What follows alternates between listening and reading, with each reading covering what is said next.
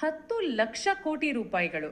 ಅಂದ್ರೆ ಇದು ಯಾವುದೋ ಒಂದು ಸಣ್ಣ ದೇಶದ GDP ಅಲ್ಲ.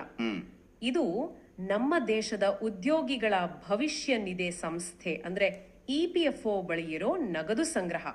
ಆದ್ರೆ ಇಷ್ಟು ದೊಡ್ಡ ಮೊತ್ತದ ಹಣ ಇಟ್ಕೊಂಡು ಕೂಡ ದಶಕಗಳ ಕಾಲ ಬೆವರು ಸುರಿಸಿ ಹಣ ಕಟ್ಟಿದ ಪಿಂಚಣಿದಾರರಿಗೆ ತಿಂಗಳಿಗೆ ಬರೀ ₹1,000 ಕೊಡ್ತಿದ್ದಾರೆ.